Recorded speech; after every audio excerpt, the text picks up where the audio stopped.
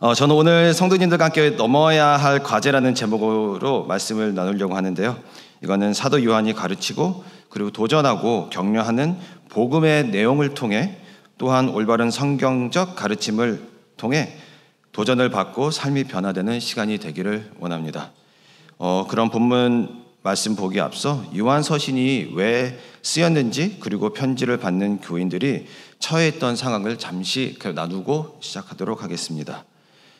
요한 서신을 받은 교인들은 크게 두 파로 나누었습니다. 나누어 있다기보다는 갈라진 것입니다. 올바른 복음과 신앙관을 가진 한 그룹이 있었고, 반대로 올바른 복음과 신앙을 배우고 믿고 있었음에도 불구하고 부족한 점이 있다 가르치는 이단의 교리를 받아들이고 그거를 가지고 교회 안에 들어와서 교회를 갈라놓은 상황이 되었던 것입니다. 이 이단의 가르침을 받아들이고 그리고 믿음이 제도화되면서 전통과 익숙함의 명목상의 공동체가 된 무리가 되었던 것이지요. 이런 교회 상황을 듣고 쓴 편지가 요한서신서이고, 이러한 상황을 말씀과 올바른 복음 그리고 믿음으로 극복해 나아가기를 격려하고 도전하며 안심과 확신을 심어주기 위해 원하는 마음에 쓴 편지입니다. 조금 더 요한 서신서의 가르침과 복음의 답을 얻고자 하시면 요한 1서, 2서, 3서를 한 자리에서 쭉 읽어보시면 굉장히 좋으실 것입니다. 왜냐하면 어떤 교회가 어떤 문제에 직면돼 있고 그걸 어떻게 헤쳐나가야 되고 어떤 해답을 주는지 요한 서신에 다 나와 있기 때문에 제가 따로 이렇게 말씀을 안 드려도 그 말씀 안에서 스스로 답을 찾을 수 있을 거라고 생각합니다. 그럼 이러한 상황에 처해 있는 믿음의 공동체에게 요한은 어떤 내용을 썼을까요? 제가 이렇게 넘어야 할 과제라고 제목을 지었고, 부제로 타협하는 믿음이라고 스스로 이렇게 제목을 정했는데요. 이 요한 서신에서 계속해서 요한이 얘기하는 것들은 이 화목 제물의 예수 그리스도에 대한 부분들을 계속해서 강조를 하고 있습니다. 저희가 오늘 요한 1서 2장 1절서부터 3절까지 읽었는데요.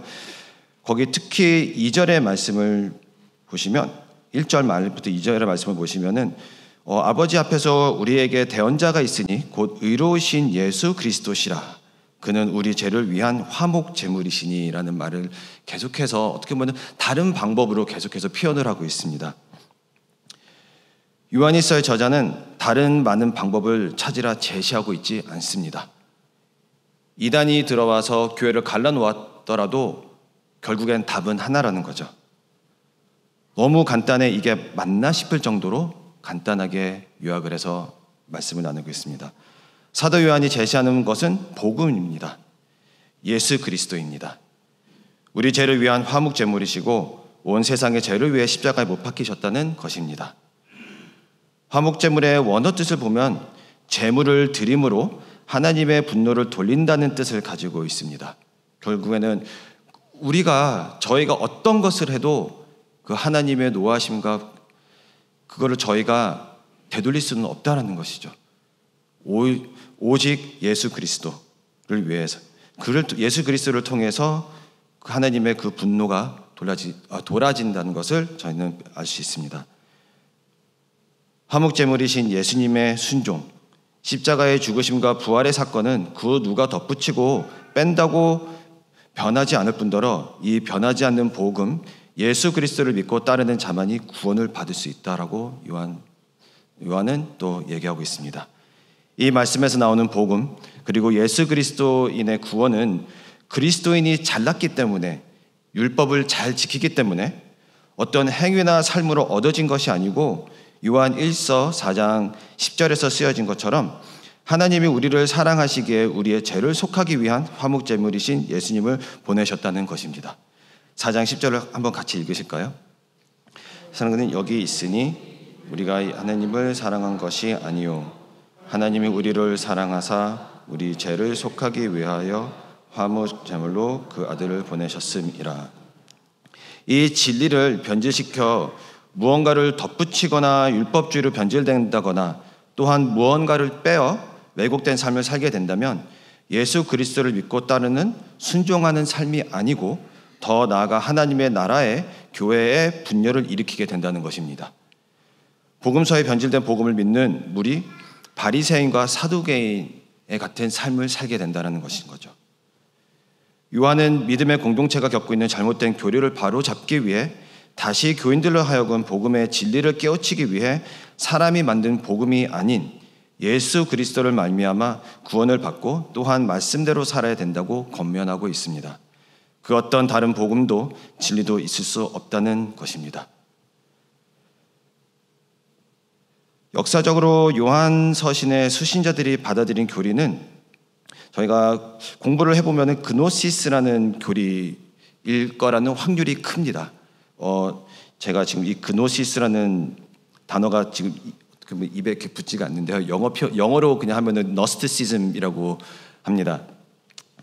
이들은 예수님께서 말씀하신 복음, 그리고 저희가 듣고 믿고 또한 하나님께 나아갈 수 있는 유일한 통로이자 길이 불충분하다고 믿고 또한 하나님께서 창조하신 모든 영적 세계보다 하위 세계 창조라 믿고 가르치는 자들입니다. 그러니까 지금 저희가 살고 있는 이 세상 자체가 영적 세상보다 하위 세계라는 것들을 가르치고 있는 것이죠. 그리고 이것을 교회 안에서 가르치고 공동체를 분리시켰습니다. 그 너스티시즘에서 가르치는 교리 중 하나인 예수 그리스도의 성육신과 부활을 믿고 있지 않습니다. 그리고 이것을 요한은 직접적으로 말씀을 통해서 또 다루고 있기도 하고요. 요한 1서 2장 22절에 보면은 이렇게 말씀하고 계십니다. 거짓말하는 자가 누구냐? 예수께서 그리스도이심을 부인하는 자가 아니냐? 아버지와 아들을 부인하는 그가 적 그리스도니. 4장 2절부터 3절까지 말씀은 또 이렇게 말씀하고 있습니다. 이로써 너희가 하나님의 영을 알지니 곧 예수 그리스도께서 육체로 오신 것을 시인하는 영마다 하나님께 속한 것이요 예수를 시인하지 아니하는 영마다 하나님께 속한 것이 아니니 이것은 곧 적 그리스도의 영이니라. 우리라 한 말은 영이니라 우리라 한 말을 너희가 듣거니와 지금 벌써 세상에 있느니라. 한 가지 더 너스티시즘이 가르치고 있는 교리이자 강조하는 것은 물질적 세계는 본질적으로 악하다는 것입니다. 이 기로의 연장성으로 하나님의 뜻, 하나님의 말씀이시고 하나님이 말씀하시고 보여주시고 행하신 유일한 복음이자 길, 예수 그리스도의 존재와 역사하심이 그들이 가르침에 부합하는 더 낮은 세계의 일 그리고 존재라고 여기는 것이죠. 그러니 예수님의 인카네이션과 제가 이거를 한국말로 번역기를 돌려서 찾았는데 단어를 찾지를 못했습니다. 예수님의 성육신과 그리고 부활하심을 이 너스티시즘을 믿는 자들은 믿고 있지를 않았습니다. 왜냐하면 이 악한 세계에 어떻게 하나님께서 오실 수 있냐라는 거죠. 교회사를 보시면 이러한 믿음으로 교인들이 세상과 단절된 곳, 소위 말하는 속세와 멀리한 곳, 산숲 깊숙한 곳에서 생활을 하며 믿음 생활을 하는 사람들이 있었음을 또 알 수 있습니다. 이들은 최대한 높고 깊은 산 안에 자리를 잡고 거룩하게 산다고 생각하는 사람들이었습니다. 이것이 다 잘못된 교리, 말씀을 왜곡해서 생긴 일인 것입니다. 요한 1서에서 쓰인 이 복음은 어찌 보면은 압축돼서 쓰인 복음입니다. 이렇게 복음을 짧게 쓴 이유는 이 편지를 받는 교인들이 복음을 모르는 사람이 아니기 때문입니다. 다 알고 있는 것이죠. 요한 1서 1장 1절에 보면은 태초부터 있는 생명의 말씀에 관하여는 우리가 들은 바요 눈으로 본 바요 자세히 보고 우리의 손으로 만진 바라. 그러면 지금 이 편지를 듣고 있는 사람들은 그 교인들은 벌써 이 복음, 이 예수님에 대해서 너무나도 잘 알고 있다는 것입니다. 그럼에도 불구하고 이 잘못된 교리에 인해 마음들을 뺏기고 다른 것들을 교회 안에 갖고 들어와서 교회를 분리시켰다는 거죠. 태초부터 알고 있는 이 복음의 내용은 2장 2절, 4장 10절에 나온 말씀을 알고 있다는 것이 이 객관적 진리를 믿고 삶을 살아갔다라는 증거이기도 합니다. 그리고 이 객관적 진리가 주관적 진리로 개개인의 간증이 되었다는 것이죠. 이 주관적 진리는 개개인들마다 차이가 있을 수 있는데 마치 이 주관적 진리가 진리인 것처럼 여기고 가르칠 경우 복음이 왜곡될 수 있는 위험이 아주 높습니다. 제가 경험한 분이 한 분 있습니다. 이분의 삶을 잠깐 나눠드리면요, 이분은 20대 때 회심을 하신 분입니다.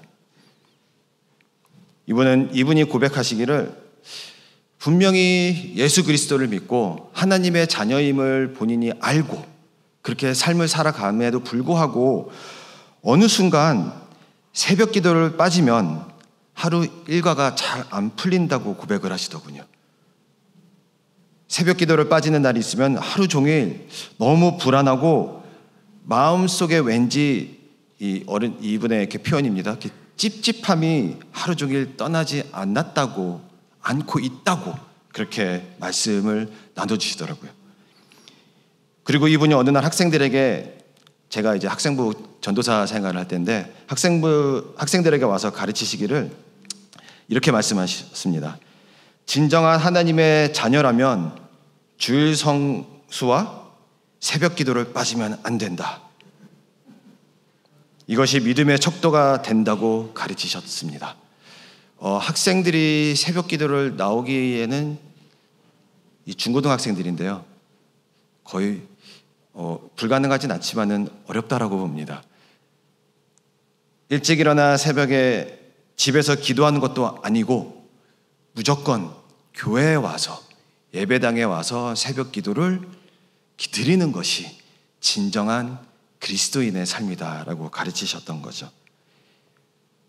이거는 분명히 이 객관적인 이 진리를 알고 있음에도 불구하고 본인이 느끼고 경험했던 본인이 삶을 살아가는 데 있어서 필요하다라고 생각하는 어떤 그 주관적 믿음으로 와서 마치 이게 진리인 것처럼 학생들에게 나눠주셨을 때 이 학생들이 이 얘기를 들었을 때 많이 혼돈되는 것들을 저도 보고 경험을 했습니다.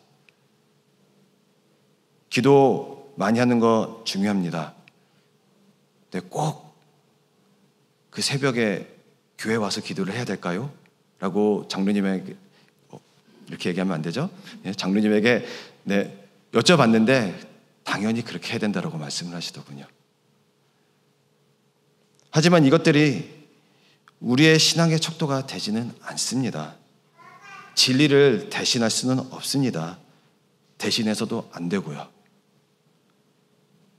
제가 말씀을 듣고 믿음이 깊어진다는 것은 하나님의 관계가 더욱 깊어지고 친밀해져야 된다라고 믿고 있습니다. 그렇게 말씀은 또 말씀하고 있고요. 그거를 통해서 예배하는데 기쁨이 넘쳐나고 하나님과 기도를 통해서 대화하는 그 삶의 깊이가 계속 깊어지는 것인데 마치 그게 내가 가지고 있는 그 신앙이 그리고 이 구원이 그거를 통해서 완성된다라고 믿기 시작을 하면은 그 복음을 왜곡을 시키기 시작하는 것이죠. 우리가 무엇을 하기에, 헌금을 많이 하기에, 사역을 열심히 하기에, 새벽 기도를 빠지지 않기 때문에 구원을 얻는 것은 아닙니다. 오직 예수 그리스도를 통해 그 예수 그리스도를 저희가 믿음으로 믿기 때문에 구원을 얻는 것이죠. 요한일서 4장 10절에 이렇게 또 말씀하고 계십니다. 사랑은 여기 있으니 우리가 하나님을 사랑한 것이 아니요 하나님은 우리를 사랑하사 우리의 죄를 속하기 위하여 화목제물로 그 아들을 보내셨습니다. 여기서 쓰여 있듯 우리가 하나님을 사랑한 것이 아니고 하나님이 먼저 우리를 사랑하여 우리 죄를 속하기 위하여 화목제물이신 예수 그리스도를 보내셨습니다. 그리고 그 예수 그리스도가 순종함으로 십자가에 돌아가시고 부활하신 것이고요. 저희가 오롯이 한 것은 이 말씀을 듣고 예수님의 순종하심을 은혜로 받고 믿은 것입니다. 그러니 이 복음에 저희가 가지고 있는 문화와 생각들을 덧붙여 신앙생활을 하는 것이 아닌 오로지 믿음으로 그리고 말씀을 순종하며 살아가는 저희가 되기를 축복합니다. 요한서에서 다루듯 믿음의 공동체가 겪고 있는 어려움, 그리고 제가 잠시 나눠드린 그 율법주의적인 삶을 사시는 그 어른인 이야기를 남의 얘기가 아니고 저희들도 다 겪을 수 있는 일입니다. 그리고 이러한 것들이 지금 이 시대에 살고 있는 저희가 겪고 있는 상황과 매우 흡사하기도 합니다. 마지막 때를 예언하신 말씀을 보면 저희가 겪고 있는 요한 1서에서 나오는 이러한 상황들이 어쩌면 더 당연한 것일 수도 있습니다. 기존의 세상에 많이 알려진 이단, 이름도 알 수 없는 이단들과 그리고 너스티시즘, 여호와 증인, 몰몬, 너무나 많은 이단들이 존재하고 새로운 이단들이 계속해서 만들어지고 교회 안으로 들어오고 있습니다. 그리고 그렇게 들어온 비진리가 교회를 나뉘고 풍지박살내는 일까지 생기고 있습니다. 이러한 싸움에 지쳐 어떻게 하든 세상과 단절하기를 원하는 사람이 많이 생겨나고 오로지 믿음의 식구들만 만나고 교제를 하는 사람도 생겨납니다. 이 화면에 보시면 저 곳이 그리스에 있는 미티오라라는 곳인데요. 저곳은 기독교 수도원입니다. 저기를 가시려면은 제일 가까운 도시에서 버스를 타고 한 4시간 정도 산을 올라가셔야 되고요. 그리고 산길을 내려 다시 건너 저 수도원까지 가는데 한 1시간이 걸립니다. 진짜 산 끝자락 깊은 곳에 그때 당시에 저걸 어떻게 지었을까 싶을 정도로 깊은 곳에 세상과 등을 지고 살아갔던 그리스도인이 있었었죠. 근데 그들도 결국에는 그렇게 세상을 등지고 자기 믿음을 지키겠다라고 저 산 깊은 곳에 살아갔지만은 결국엔 저분들도 저기서 살았던 크리스찬이라고 하셨던 분들도 그 온전한 복음을 믿지 못하고 또 계속해서 왜곡해가며 합리화해가며 신앙생활을 하고 있었던 것들이 역사적으로 드러나고 있습니다. 어떠한 이는 세상과 타협하며 살아가기를 선택하는 분들도 있을 수 있고 요 정도는 괜찮을 것이야 라며 세상과 계속해서 타협해 나가는 삶이 저의 삶 속에서 문득 계속해서 드러나는 것을 경험하실 수 있을 것입니다. 더 무서운 것은 이단들만의 교리가 현 교회에 어려움을 주는 것이 아니고 그리고 이 문화가 저희 교회에게 어려움을 또 주는 것은 또 아닙니다. 사도행전 20장 29절에서 30절에 사도 바울은 이렇게 얘기합니다. 내가 떠난 후에 사나운 이리가 여러분에게 들어와서 그 양떼를 아끼지 아니하며 또한 여러분 중에서도 제자들을 끌어 자기를 따르게 하려고 어그러진 말을 하는 사람들이 일어날 줄을 내가 아노라. 결국에는 외부에서 잘못된 그리고 왜곡된 진리를 가지고 들어와서 저희를 분열시킬 수도 있지만은 교회 안에서 저희가 믿고 있는 서로 잘 안다라고 생각하고 있는 그렇게 교제하고 있는 사람들 안에서도 이 왜곡된 진리로 저희가 각 개개인들이 하나님께서 멀어지는 상황까지 이끌어갈 수 있는 일들이 있을 거라는 것을 사도 바울은 미리 이렇게 에베소를 떠나면서 장로들에게 이렇게 미리 얘기를 하고 있었던 거죠. 이 말씀을 풀이를 하면 이렇습니다. 말씀에 의한 말씀에 근거한 복음이 아닌 하나님과의 관계가 아닌 문화적, 사회적, 그리고 개인적 생각과 말씀 해석으로 말씀에 나온 복음에 덧붙이고 그리고 빼고 타협해 나아가는 그런 신앙생활의 모습들을 얘기하라는 거죠. 제가 앞서 헤딩에서 보여드렸듯이 복음 플러스 알파, 그 장로님의 삶을 제가 잠깐 나눠드렸듯이 새벽기도 출석, 말씀 묵상, 소그룹 구역 예배, 주일 성수, 헌금, 단기 선교, 기타 등등. 마치 이 모든 것들을 충족해야 진짜 신앙인이 되는 것처럼 얘기하는 분들도 있을 수 있고, 마치 이것들을 모든 것을 충족해야 내가 구원을 얻는 것처럼 얘기하시는 분들도 있을 수 있고요. 그리고 마치 이 모든 것을 충실히 행하여 우리가 구원을 받았다는 안정감을 얻는 것처럼 개인적, 문화적, 복음에 더 더하며 가르치며 이것이 진리라고 가르치는 분들도 있을 수 있습니다. 이런 것들 분명히 중요합니다. 예배 드려야죠. 기도해야 됩니다. 주일 성수 굉장히 중요합니다. 말씀 묵상도 엄청나게 중요합니다. 제가 청년부에서 다 강조하고 있는 부분들입니다. 하나 예수 그리스도가 아닌 마치 이것들만 내가 충족을 시키면은 나는 좋은 신앙인이야, 나는 구원을 받았어 라는 왜곡된 복음을 받아들이기 시작하면은 그것만큼 위험한 것은 없다라고 생각을 합니다. 저희 삶 가운데 복음, 하나님 말씀 위에 저희가 세운 외적인 것은 없는지 살펴보아야 합니다. 어려운 것은 가끔은 우리가 복음을 왜곡하고 있는지 아닌지 깨닫지 못할 때가 간혹 있을 수 있다는 것입니다.